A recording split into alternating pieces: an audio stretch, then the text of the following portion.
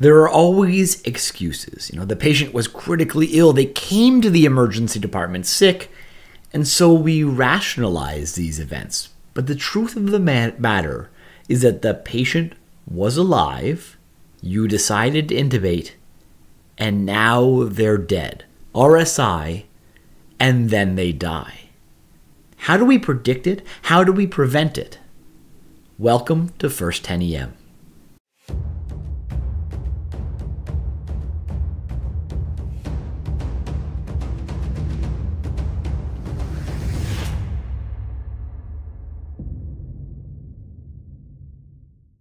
In this video, I'm going to post a recording of a talk with that title, RSI, and then they die.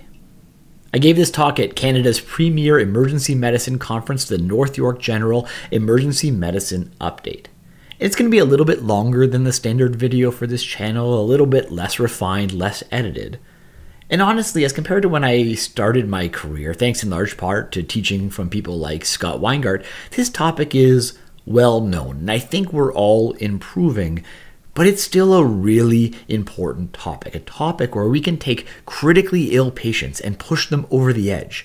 Whether we like it or not, it's a scenario where the responsibility for a patient's death can really fall on our shoulders. And so even if this is a refresher, I think this is a valuable talk for almost everybody working in emergency medicine. So let's jump right in. Like many things we talk about in medicine, this talk was born out of a case that didn't go very well. A couple cases, actually, but one in particular. There was a 70-year-old woman sitting in our waiting room. She'd already been seen by another doctor. She was sitting there waiting for some CT scan results. And I was just in the waiting room handing another patient some discharge instructions, trying to get him home, when out of the corner of my eye, I see this lady having a coughing spell. And then all of a sudden, there is a lot of blood on the ground, and this lady collapses. We get her back into the resuscitation room. She does have a pulse, but she's tachy at 125. She's hypotensive. I'm bagging her. Her sats start out in the 70s, but eventually with a PEEP valve, I get her sats up to about 91%. And that's the moment the patient's primary doctor comes in and takes over care. They decide to intubate the patient, which seems very reasonable, push the drugs, and then 15 seconds later, her sats are back at about 70. Another 15 seconds pass and the sats are down to 40%. There's no view of the cords. An LMA is attempted, it doesn't work. And so within about a minute, she rearrests, and within 2 minutes, I've done the first ever cricothyrotomy of my career. Now in retrospect, this arrest was entirely predictable. In retrospect, I would have done things very differently. And that's what this talk is about. It's about predicting and preventing peri-intubation arrest, cardiorespiratory collapse. My guess is that almost everybody has seen this in their career. The stats aren't great. Hopefully we're getting better at this over time, but in emergency department and ICU patients, peri-intubation arrest rates, hover around 2%. You get significant hemodynamic instability or hypotension 20 to 40% of the time. Significant hypoxia is reported 5 to 10% of emergency department intubations. Bottom line, patients frequently get sicker when we try to pass the tube, and not an insignificant number end up dying. And when we're talking about airway, we sometimes lose the forest for the trees. We get so focused on first pass success and fancy tools, we forget why we're doing this. A plastic tube between the cords is almost never a life-saving intervention. It's important, but it isn't the thing that most patients really need. So we sometimes forget about the real goal, which is living and healthy patients. Intubation is not our primary goal. Sometimes it needs to be put on the back burner. And so the goal of this talk is to go through 5 key factors that predict peri-intubation arrest and discuss the ways we can prevent it from happening. Now, if nothing else, the one thing that I would really love everybody to take home from this talk is, before every single intubation, just pause, take 5 seconds and ask yourself, is this patient ready for intubation? Are they ready? Do they need to be intubated right now, or should I focus on other aspects of the resuscitation first? Is RSI the best approach, or should I be considering something else? And honestly, when I first gave this talk maybe 8 years ago, at that point, this was not common practice. I think things have changed pretty dramatically over the last decade. So hopefully this talk is a bit more of a refresher rather than a bunch of brand new knowledge. I hope this is a review with some pearls thrown in. So is this patient ready for intubation? And whenever I ask myself that question, this is the mental checklist that I use to determine readiness for intubation. What is their oxygen? What's their blood pressure? What's their respiratory rate? Which is another way of asking, could this be metabolic acidosis? Could they have RV failure? Is this bronchospasm? That checklist catches almost all of the patients that I worry about, the high-risk patients for RSI and then die. The patients where, if given an option, we might want to delay the tube and focus on other priorities first. Or if the tube was necessary, patients who might need something other than our standard RSI approach. So that's the entire talk. If you can just remember those 5 questions, you are set. But let's go into some more detail. And we'll jump in with a case. So we have a 67-year-old female, history of type 2 diabetes, hypertension, COPD. She presents with 2 days of fever, cough, shortness of breath. X-ray shows a large infiltrate. And now she's getting tired. She's getting really drowsy. Her vital signs are here: heart rate of 115, blood pressure 90 on 60, respiratory rate 40, SATs 91% on a non-rebreather. But the problem is she keeps falling asleep, and every time she dozes off, you get called because her SATs fall into the 70s, and so you think it's probably time to get her intubated. So think about it for a second. This is pretty standard everyday emergency medicine. What is your approach to this intubation? So there are a couple of potential problems in this case, but let's start off with the most basic: oxygen. Hypoxia is probably the most obvious thing that we watch for on the checklist here. When we're intubating, we're always focused on oxygen. We all know about pre-oxygenation. But even though it's obvious, it's still a pretty common mistake. We were all taught ABCs, which means airway comes before breathing. So in a sick patient with low SATs, our first instinct is often, I've got to intubate this patient right now, when really the first thing that should be going through our mind is probably, hold on, this patient is hypoxic. Maybe it's not safe to intubate them right now.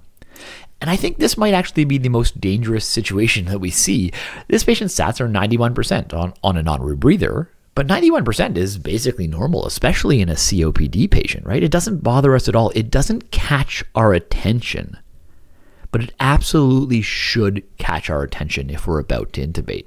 And we all know the reason for this, right? Everyone's seen the oxygen hemoglobin dissociation curve. We know that it gets really steep after about 90%. I want you to think about it like a cliff. At 90%, you are on solid ground, but you're right at the edge of the cliff. You're playing at a precipice and you're ready to plunge over the edge. 90% is not a place you would want your children playing. You don't even want them at 93%. Get them back from the edge. So my ideal is to have every patient at 100% SATs before I start intubating. 100% SATs tell me that I've done a good job of pre-oxygenation. That's my target. And honestly, I almost always get there. But it's maybe not completely realistic. So in my brain, 95% is the go, no-go number. If I can't get to 95%, it's time to pause and think about what is wrong. 95% is how I identify high-risk patients. So now that I found these patients, what do I do to prevent the scenario where the saturation just falls off a cliff during intubation? And I think there's 2 things that you got to have in your mind here. And to tell you the truth, I used to get these things very confused. I used to think about them as if they were the same things, but they really aren't. You need to have an approach to denitrogenation, which is getting as much air, nitrogen primarily, out of the lungs and replacing it with 100% oxygen so that you have a good reserve, lots of time to hunt around for the cords and pass the tube. But the other goal is the actual oxygen saturation because of that cliff, and we want that as high as possible. And I think it's really important that we separate these 2 different processes out in our mind, or we're bound to make mistakes. So let's start with the easier one, which is denitrogenation, which is we want the lungs basically full of oxygen. We want to have a reserve. We want to have time to hunt around and look for those cords if we're having trouble. And what we used to teach classically was 4 minutes breathing 100% non-rebreather or 8 full vital capacity breaths. I think the thing that's important to realize is that those techniques are essentially never good enough for sick emergency department patients. They might have been okay for the operating room, but there is a ton of evidence they are inadequate for critically ill patients. You can actually measure end expiratory oxygen saturation, just like we measure end tidal CO2. And if we really filled the lungs 100% with oxygen, you would be breathing out close to 100% oxygen. Now, in healthy volunteers breathing at a normal rate, if you put them on a non-rebreather for 4 minutes, their expired oxygen is only 54%. Their lungs are only half filled. That's not the buffer that we were looking for. And that's a healthy volunteer. Picture a sick patient. Now they're breathing 40 times a minute with a tidal volume of 750 mils. Their minute ventilation is 30 liters a minute. So if you put their non-rebreather on at 15 liters a minute, you could never possibly give them enough oxygen to fill their lungs. They're breathing at double the rate the oxygen you're giving them. You'll never get a buffer. You'll never get them fully denitrogenated. And I think in 2024, most people have heard of this by now. We want to use flush rate oxygen. You go to the wall and just keep turning that valve as high as it goes. It'll depend on the hospital, but most places in North America, that's 50 or 75 liters a minute. You won't get an accurate reading on the valve, but just keep turning it up. So it's flush rate oxygen, high flow oxygen. And if you do that, instead of 50% expired oxygen, if you measure it, you'll get closer to 85%, which is a much, much better buffer. Now, it might be worth checking what your hospital can actually provide. Many hospitals will get you, 75 liters a minute, but there are hospitals that have a limit. They're only 30 or 35 liters. And in that case, I would put nasal prongs under the mask as well. I don't think at this conference we'll have anybody from Australia. In Australia, apparently the flows are capped at only 20 liters a minute. In that case, you really want to have the nasal prongs turned up all the way to 20 liters a minute as well. And anyway, it might be a good idea to have nasal prongs underneath there because then you can get apneic oxygenation as well. The other tip that I think is really important in terms of pre-oxygenation, if you're using a bag valve mask to pre-oxygenate, many bag valve masks will not deliver 100% oxygen to the patient. And the reason is this right here. This side port, that's just open to the room. So if the patient is taking spontaneous breaths, if you're not squeezing the bag, they're just sucking room air in through that side port. Now, not every BVM is designed like that, but most that I have used are. Check yours the next time you go to work. So to fix this, what you need to do is grab the PEEP valve and put it on the BVM. The PEEP valve just slots right into that hole. You don't have to turn the PEEP up. You're not trying to provide PEEP here, but you need to plug that hole if you want the patient to be getting 100% oxygen. So again, the keys to denitrogenation are flush rate flows and use a PEEP valve. All right, let's get to the hard part. Filling the lungs with oxygen is actually pretty easy, but what do we do about the patients whose SATs stay low? Say they're SATing 88% despite being on a non-rebreather. We know that patient's going to plummet to 50% within minutes of us pushing the paralytic. So a few steps. First thing, just sit them up, right? Sit all of your patients up during pre-oxygenation. Lungs are not designed to be working well lying flat on your back. Raise the head of the bed. It opens up the airway. It improves respiratory mechanics. And there's some evidence that maybe we're better intubating with the head of the bed up. But I think this gets a little bit confusing to people because I have seen people trying to intubate patients sitting like bolt upright at 90 degrees, and that's just awkward. It's hard to do. Head up really just means maybe 30 degrees or so. If you can put them higher during the pre-oxygenation phase if you want, but it's really not necessary. If you can keep the bed up at 30 degrees, you'll get almost all the benefit of sitting, but you can also pretty easily intubate any patient at 30 degrees. So just aim for that. So the question is, if you have great positioning and you have the patient on a non-rebreather at flush rate, tons of oxygen, why is their SATs still low? They're breathing close to 100% oxygen. The lungs should be full of oxygen. The oxygen saturation should be fine, but it's not. And there's really only two reasons this could be happening, assuming we haven't missed like methemoglobinemia. And one possibility is this: the airway isn't patent. So all that oxygen that you're trying to give them isn't making it into the lungs. And it's not really so much a problem in a spontaneously breathing patient, but if you're bagging the patient, this could be a dramatic error. So you really want to make sure you have your nasal trumpets in, oral airway, good jaw thrust. But the key, if you're bagging a patient, is end-tidal CO2. You need to see every breath going in and out of the patient. And for whatever reason, in emergency medicine, this just never caught on. In emergency medicine, if you ever have a BVM in your hands, you should have end-tidal CO2 attached always. BVM and end-tidal go hand in hand because honestly, I include myself in this, we suck at bag valve masks. None of us are good enough with a BVM to be sure that our breaths are being delivered. And you need to have end tidal in your department anyway, so it costs nothing. Just hook it up to the BVM every single time to make sure that you're actually delivering breaths. Every patient in the operating room gets waveform capnography throughout the entire process. But for some reason, in most emergency departments, this just never caught on. It is a must. Okay, and then if airway is not the problem, really there's only one other possibility, right? The only way for the oxygen saturation to stay low despite an open airway and 100% oxygen by a non-rebreather is if the lungs are full of crud, fluid from CHF, pus from pneumonia, whatever. The patient is drowning and you have a VQ mismatch or shunt physiology.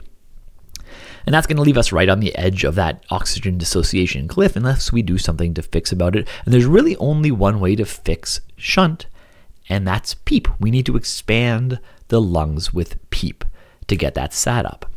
And this is a brilliant video from George Kovacs that just shows how important PEEP is in a patient. With normal bagging, the lungs just collapse all the way. You can't recruit any extra alveoli, but in the second half of this video, they just add 10 of PEEP, not very much. And look at how that lung inflates. Look how that lung blows all the way up. You can almost see the stats getting better. Watch it through again. No PEEP, the lung collapses all the way. Just add 10 of PEEP, and you're recruiting extra alveoli all the way. Now, in the pre-oxygenation stage, there are really three ways that you could get PEEP to your patient. The easiest is the PEEP valve on the BVM. You should have already put it on to close that port, so you can just turn it up. I try not to give above 20 because that's when you're probably going to start opening up the esophagus and worrying about regurgitation, but crank it up to 10 or 20 and you'll see the sats rise in front of me. Now, to maintain PEEP with a bag valve mask, you need to have nasal prongs under the mask so you get a continuous flow of oxygen and so the pressure is maintained. And I love this option because it's simple. I can do it myself. The equipment is almost always available without help from anybody else. In every hospital I've worked at, this is there. The problem with this technique is that even though it's simple, it is not easy. You need to keep a perfect mask seal the entire time or you end up losing the PEEP. And in these sick patients, I gotta tell you, there are a bunch of other things that I need to be getting done. And so using both of my hands to maintain a perfect seal seems a little bit silly. So I prefer option number 2, which is just go straight to non-invasive, right? Put the patient on BiPAP or CPAP. Even if the patient is unconscious and so they're not a good long-term candidate for BiPAP, as long as you're in the room and monitoring them, using this for 15 minutes to get their sats up pre-intubation just makes a ton of sense. Plus, once the patient is tubed, the vent will already be there and the settings will all be right and it'll be ready to go. Now, I do get pushback about this sometimes because of the cost, right? I'm pulling out an expensive mask for just 15 minutes. Look, I don't think critical care is the time to be cost cutting. And honestly, many of these patients are going to go on BiPAP after they're extubated anyway, so just keep the mask with the patient and it can be reused if you're really concerned about waste. The last option that I think is great and probably dramatically underused in emergency medicine is to go straight to LMA. Honestly, I think the LMA might be the most underused piece of equipment in every emergency department. So the option would look something like this. You push your RSI drugs, and rather than going for an intubation, don't even try, just drop an LMA right away. This has been called rapid sequence airway rather than rapid sequence intubation. And so you use the LMA, you ventilate, you get the sats up while you resuscitate. And you could do this for 30 minutes, you could use it for an hour or two. Just get the patient better. And then later, once the patient is better and it's safer to intubate, you can come back and transition them to a more formal airway if you want. If you're really slick, you'll use an intubating LMA for that initial LMA. So the transition is super easy. I don't have intubating LMA, so it doesn't matter. I just drop an LMA, but I come back. Rather than having the sats at 88%, I come back when the sats are 100% after an hour worth of PEEP, and I intubate then much safer. All right, I said there were really only 2 causes of hypoxia in a patient on a 100% non-rebreather. It could be airway obstruction or it could be shunt. And pathophysiologically, that is true, but patients are humans. And so there is one other important cause that we need to consider.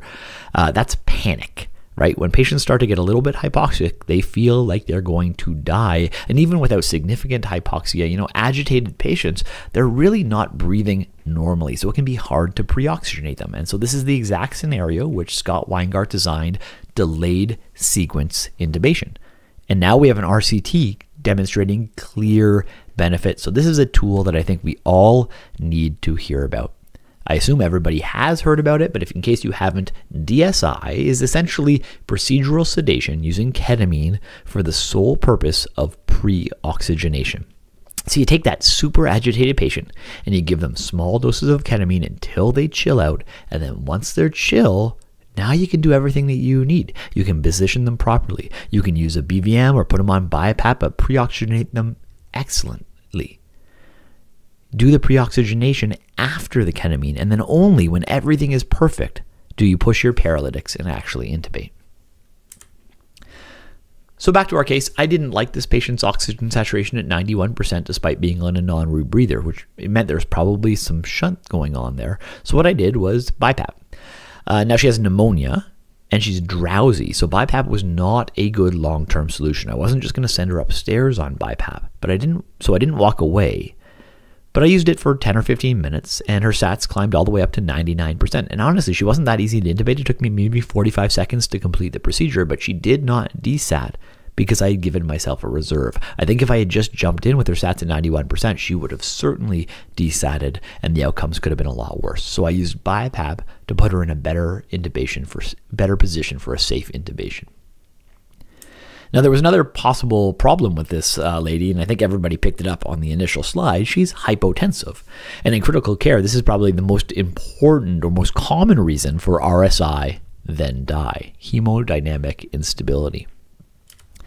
When a patient starts with borderline hemodynamics, there are a number of reasons that RSI can push them over the edge. Some of the medications we use directly lower blood pressure or act as cardiac suppressants, which isn't great if you're starting with a blood pressure in the 80s or 90s. But even when we use meds that don't directly lower blood pressures, they will lower blood pressures in our patients, the really sick patients, because all of our medications will interrupt that sympathetic overdrive that the sick patient is using to keep themselves alive. And it isn't just the medications. Changing a patient over to positive pressure ventilation increases intrathoracic pressures. When we breathe normally, we're sucking venous blood back towards the heart, and that augments cardiac output. When we put somebody on a mechanical ventilator, we're forcing air into their chest. This creates positive intrathoracic pressures, and it decreases venous return. It lowers cardiac output. So hypotensive arrests are a big risk for any sick patient that you're intubating in the emergency department. Every patient has a reasonable chance of dropping their blood pressure. So my rule is stolen straight from the Boy Scouts: just always be prepared. There is nothing that's going to perfectly predict every patient who's going to collapse on us, so I just assume that every patient will. Just like I assume that every patient is going to be anatomically difficult to intubate, I also just assume that every patient is going to drop their pressure on me. And so I prepare for every single patient. It means that every patient has to have really good vascular access, 2 lines that I've checked myself, appropriate fluids either ready or running. And I think that you need to have a vasopressor ready on every single intubation in the emergency department for critically ill patients, every single patient. Now, what exactly you do will depend on your hospital and your setup. I think it's very reasonable to have a norepi drip set up in the pump, ready to turn on or actually running for every single patient. These are sick patients. If you don't end up using it, this is a pretty small cost overall. So having the drip ready or running at a very low dose for every patient would be fantastic. And that's what I do for higher risk patients. But honestly, it doesn't go over very well with my team when I try to do it for patients who are starting with normal or even high blood pressures. So for the patients who look well and the nurses are a little bit hesitant to spend the time putting together a drip, I'll use push dose pressors as my backup. And I know that everybody has their own technique to this, and I don't have strong opinions aside from this. There's a very high rate of errors in this, and I don't know how that's possible because it's very, very easy. But the errors happen, I think, when you use different techniques and you confuse them. What I want you to do is just pick one technique and practice it until you can't possibly screw it up. So personally, I've chosen this technique. I use epinephrine because it is always available to me easily right there. I don't need a nurse to grab it for me. And it's what I want in basically all patients. It'll help with hypotension, but it'll also help with bradycardia. So I do that. I grab the crash cart epi that has 1 milligram in 10 cc's, and I take 1 cc out of that. So that means that I have 100 micrograms. And if I draw that into a syringe that has 9 cc's of saline, it means that I have 100 micrograms in 10 mils, or 10 micrograms per mil. And then I can give, after a good shake, half a mil, 1 mil, or even 2 mils at a time. So that's somewhere between 5 and 20 micrograms at a time. And that's a pretty reasonable dose of epinephrine every minute while I'm waiting for my nurse to get a good vasopressor drip up and running. So for every single patient that I intubate, I'm ready for them to crash. But honestly, there are some patients who are just too high risk to jump in and intubate right away. And the question is, how do we recognize those patients? Intubating, we know, is going to lower the blood pressure. So anybody who's already hypotensive is probably too high risk for an immediate RSI, but blood pressure alone is probably not good enough. There are lots of patients who get profoundly hypotensive after intubation. They even end up arresting who start with a normal blood pressure. So we need something else. And the other tool I try to keep in the back of my mind is the shock index. Shock index is heart rate divided by systolic blood pressure. So a heart rate of 100, systolic blood pressure of 100 means that your shock index is 1. And anything over 0.8 has been correlated with a higher chance of peri-intubation collapse. Now, this isn't perfect, but it's probably better than nothing. 0.8 resuscitate. So if you think about some numbers, a heart rate of 100 and a systolic blood pressure of 120, that's a shock index of 0.83. That's higher than 0.8. So even though those numbers, a heart rate of 100 and a systolic blood pressure of 120, sound very normal to us in the emergency medicine, that patient is actually at a higher risk, and it should give us pause before rushing to intubate. Now, honestly, I'm not doing the math. I'm not finding 0.8 in the resuscitation room, so I just use 1 as my ballpark number because it's really easy to calculate. Anytime that the heart rate is close to or higher than the systolic blood pressure, I'm going to pause and think a little bit. And then once we've identified high-risk patients, we have to do a different kind of RSI. It's the resuscitation sequenced intubation. I believe that was Richard Levitan who coined that. Resuscitate before you intubate. Almost always we can temporize the airway, right? We can use a jaw thrust. We can position the patient. We can use nasal trumpets as needed. And that gives us time to focus on getting the patient better before jumping into intubation. Now, how you'll do that will depend on your patient, right? You might be giving fluids, you might be giving blood, you might be getting vasopressors going, but the point is to get the hemodynamics better before you jump into intubation. And when we do intubate these patients, we need to do a couple of things differently. Remember, there are 2 major causes of hemodynamic collapse in the peri-intubation period. It's the drugs we use and the transition to positive pressure ventilation. In terms of drugs, clearly we're going to avoid drugs that we know drop the blood pressure. No propofol, no midazolam, ketamine or etomidate are better options. We can debate etomidate if you want. The easiest option is just use ketamine. But even these safer options will probably drop will probably drop pressure, at least some of the patients, because you're removing that patient's intrinsic sympathetic drive. And so the rule of thumb for intubating patients at high risk for hypotension is half-dose sedative, double-dose paralytic. Lower dose sedative, because that's the part that's going to drop the blood pressure. Higher dose paralytics, because when circulation is poor, the drug isn't making it out to the muscles, and so it takes longer to actually become paralyzed, and we want a high chance of first-pass success. Realistically, this probably only really applies to propofol. Ketamine, you can probably use just the full dose. Personally, this is another time when I just use a modified version of delayed sequence intubation. This is for very different reasons. I'm not sedating these patients because they're agitated. I'm just giving little small doses of ketamine to make sure the patient can handle it. Little bits at a time so I can see exactly what happens to the patient rather than just pushing a huge bolus. But also, I can give little bits at a time until I see dissociation so that I know that I'm using the smallest dose possible of ketamine rather than just running in with a big dose of bolus at the exact same time as my paralytic. So I don't usually do the exactly 50% thing. I just proceed slowly and carefully, but I think either approach is fine depending on your comfort level and your resources. Now, in terms of the transition to positive pressure ventilation, one option is to just try these patients on positive pressure before intubating. Even if the patient has perfect saturation, starting them on BiPAP pre-intubation might make sense because it might give you a sense of what's going to happen to their blood pressure when you transition to positive pressure ventilation, and it can be turned off very quickly. Now, again, I get a lot of pushback about this because this concept hasn't been widely taught. I'm always told, if you're intubating them anyway, why are you wasting this expensive BiPAP mask? My response is usually that cardiac arrest is even more expensive than that one mask. But, if you're doing this, be prepared for a little bit of teaching in the moment. And again, I'm all for avoiding waste in medicine, but these critically ill patients are probably not the time to be worried about cost. Now, if you're really good, the answer here is definitely awake intubation. And when I first gave this talk, 5 or 8 years ago, I threw this out there more like a crazy option, like ECMO or Roboa. But I think things have changed enough over the last decade that everybody working in emergency medicine should have some comfort with at least some version of awake intubation.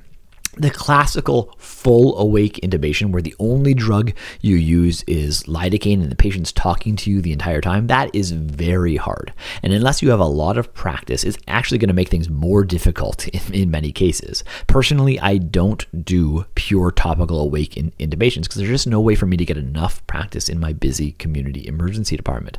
But ketamine is amazing, and hyperangulated blades will get you views on almost every patient, even if you don't stock bronchoscopes. So ketamine and a glide scope, probably all you need for most patients. This is what most people would call a ketamine facilitated awake intubation. And I think that's in reach for almost everybody working in the emergency department. And if it's not something you're familiar with, I would really think about visiting somebody like George Kovacs or any of the other airway experts out there and getting some practice, because this will be a common theme in this talk. If you're worried about intubating, the best approach is almost always an awake intubation. And why does this help hypotension? Well, it keeps our patients breathing on their own, so they continue taking negative pressure breaths that draw venous blood back towards the heart, and we leave their intrinsic sympathetic system working, and you use less medication, which means less chance of screwing up their hemodynamics. So my big keys for hypotension: first of all, identify these patients, check the blood pressure, think about the shock index, be prepared for hypotension in every single patient, have some kind of vasopressor ready, and for the high-risk patients, resuscitate before you intubate. All right, let's move on to another potential RSI and then they die kind of case. So you have a 22-year-old male with known type 1 diabetes. He went on a bit of a bender, stopped taking his insulin. He's been vomiting. When you see him, he's altered, GCS of 8, room smells like nail polish remover.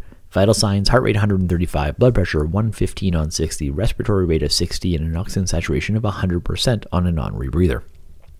The problem is he's vomiting a lot and he's altered, so the nurses really want you to intubate them. What do you think? What's your plan? Now, just like the last case, his heart rate is higher than the systolic blood pressure, so shock index tells you to be worried about hypotension. I think we need to resuscitate before we intubate. But the key in this case is that respiratory rate. He is breathing fast. I don't need labs. I just need to recognize that he is breathing fast, and he is breathing fast for a reason. So this is metabolic acidosis, and I think we all had this drilled into us during residency. These patients are classic RSI and then die. DKA or aspirin overdoses, these patients are high risk to intubate. They are breathing at incredibly high rates with large tidal volumes, moving a ton of air because they need to breathe off CO2 to compensate for their metabolic acidosis. And then we paralyze these patients, we slow their breathing down, and they can no longer compensate. Their pH plummets, and they die. I think we all know this, but we still miss it because the respiratory rate doesn't alarm at us like the blood pressure or the oxygen saturation does. And so we all overlook the respiratory rate at least some of the time. So the key here, to keep it really simple, before intubating any patient, just pause and really think about their respiratory rate. Are they moving a lot of air? If so, consider why they're breathing so fast and think about metabolic acidosis. If you know the patient has metabolic acidosis, the best plan is to just not intubate. Hold off, stop, fix the acidosis first, then intubate later if it's still necessary. Now, it's not always possible, but it's almost always possible. Use non-invasive if it's needed, even if they have decreased LOI, the level of awareness. Just keep a very close eye on them. If, however, you are forced to intubate these patients, you have one job. You must mirror them. You have to match their minute ventilation, and you have to keep it there the entire time. These are not traditional RSI patients where you push the drugs and let them become apneic. In that minute between the drugs being given and attempting to intubate, they still need ventilation. So bag these patients or leave them on BiPAP for the entire apneic period. And then once you've passed the tube, make sure to keep up that respiratory rate. Have the vent set before you intubate. If they were breathing at 55 before the tube, the vent must start at 55 afterwards, and then send off a blood gas ASAP and be ready to adjust that upwards. Once again, awake intubation is probably the ideal option here. They can breathe throughout the entire procedure. It lets patients set their own respiratory rate, and they're probably a lot better at doing that than you are. Now, this is the time where our halfway awake intubation I don't think is ideal, right? Most of us are doing ketamine-facilitated intubations, but in a sick metabolic acidosis patients, even small amounts of ketamine worry me.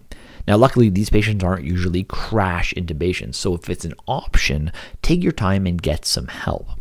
If it's not an option, this is actually another time where I think dropping an LMA early, just so you can keep that resp rate up throughout the entire procedure, might make some sense. So metabolic acidosis, always check the resp rate. Don't intubate if at all possible. If you're forced to intubate, it is essential that you mirror, that you match that resp rate. Case number 3. 55-year-old lady fell down the stairs, hit her head. She has a GCS of 6.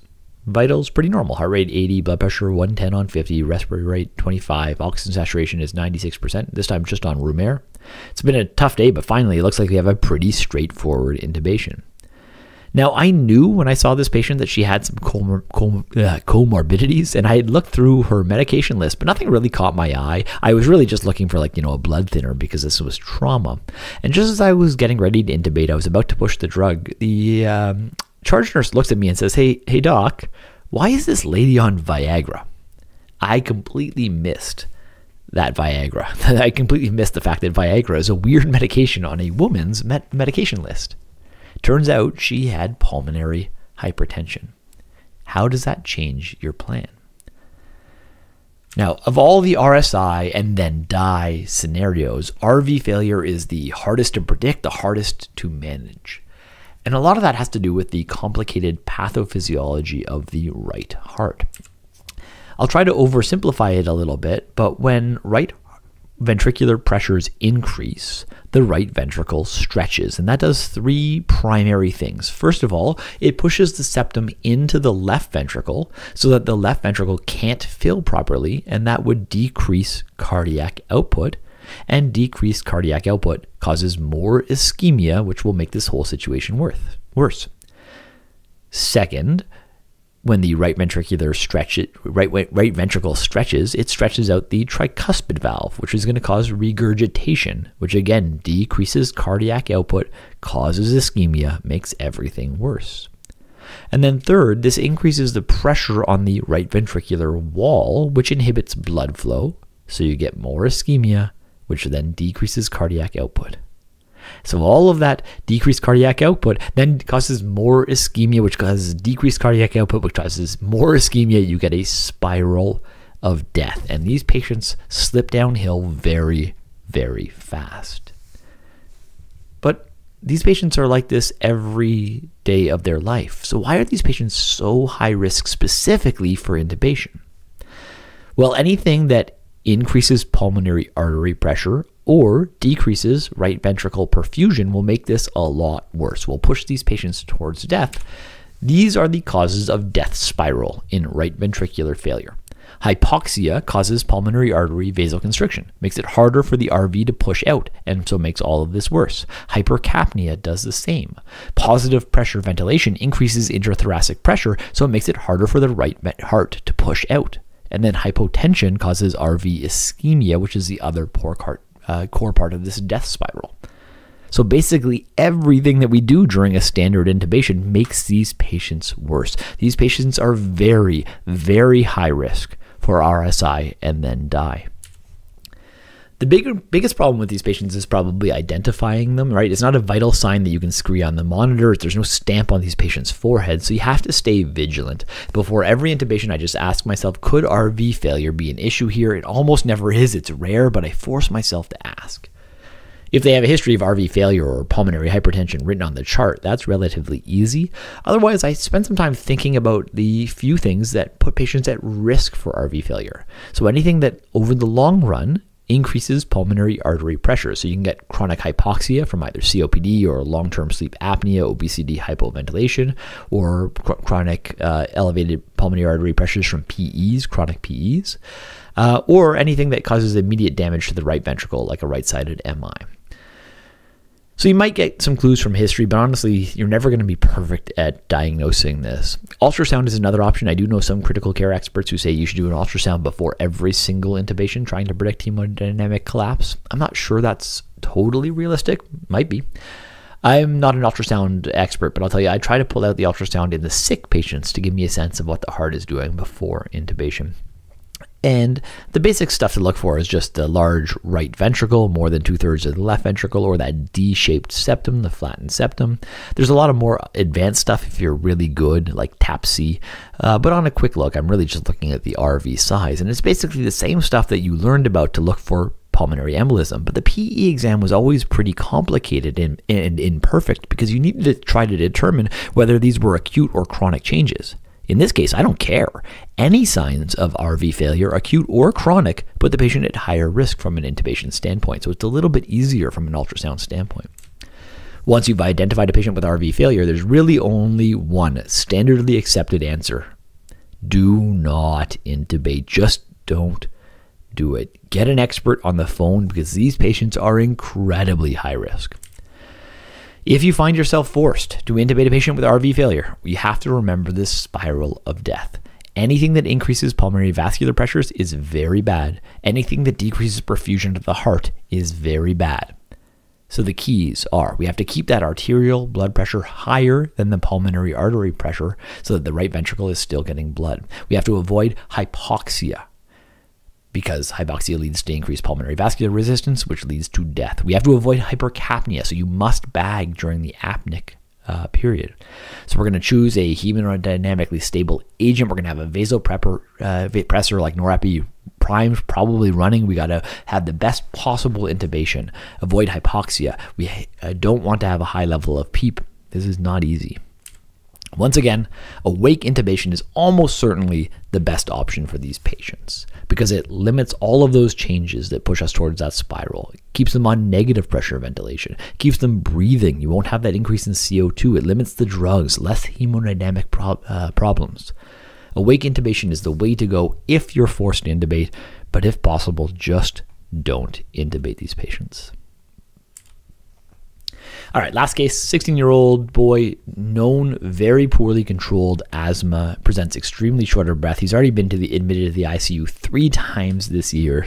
Unfortunately, his patients can't afford his puffers, although they always seem to have money for cigarettes. Vital signs, heart rate 140, blood pressure 155 on 90, respiratory rate 90, SATs of 92% on room air. He can only say one word at a time, and he's looking like he's about to fall asleep. You spend an hour working really hard. You got back-to-back puffers. He gets IV steroids. He gets IV magnesium. He gets intramuscular epinephrine. Despite all that, he's still getting worse. And so you have to transfer him out. You have to get him out to the PICU. And to transfer him down the street to sick kids, he's going to be in the back of an ambulance for an hour. And so the crew suggests he should probably be intubated for the ride. What's your plan? So this is the final RSI and then die scenario, and I think everybody got this pretty well drilled into their heads as well. Bronchospasm and endotracheal tubes do not go well together. The sick asthmatic will probably have a combination of everything that we've already talked about. They'll probably be hypovolemic, they'll probably be mildly hypoxic, potentially acidotic. But the thing we really care about when intubating asthmatic patients is air trapping. They can't get air out of their chest. The endotracheal tube does nothing to solve the underlying pathophysiology, but it allows us to force more and more air into their already overexpanded chest until one of two things happen. Either we destroy their lungs, pneumothorax, or we fill them up so much, increase their intrathoracic pressure to the point where blood simply can't get back to the heart, and they go into hemodynamic collapse. On a fairly consistent theme here, the best answer: just don't intubate. Use non-invasive, get maximal medical therapy going, and manage them without a tube if at all possible. If you're forced to intubate, you have one goal. You have to give them time to exhale. They need to have a very slow respiratory rate so that they can have time to get all of the breath out before the next one starts. And you have to keep a very close eye on them. If you intubate an asthmatic, I think you really need to understand ventilator waveforms. You have to be able to look at the monitor for breath stacking. What you want is the dotted line here. Flow should come all the way back to 0 before the next breath starts. In the solid line, the patient is still exhaling when the ventilator starts giving them their next breath, i.e. there's still a little bit of extra lung in the air. And over time, that little bit of extra air is going to build up and build up until the lungs overexpand, turn it rock solid, and you can't move any air at all. So asthma, try not to intubate if at all possible. If you do, this is the time to pay very close attention to ventilator settings and give them a very long time to exhale. Emergency department patients are not the same as elective patients. These are not the patients our anesthesia colleagues see. Our patients are very high risk for bad outcomes. To prevent RSI and then die, I suggest pausing before every single intubation and asking yourself, is this patient ready for intubation? Is RSI the best approach? And this is the checklist that I use. What's their oxygen? What's their blood pressure or shock index? Could this be metabolic acidosis? What's their respiratory rate?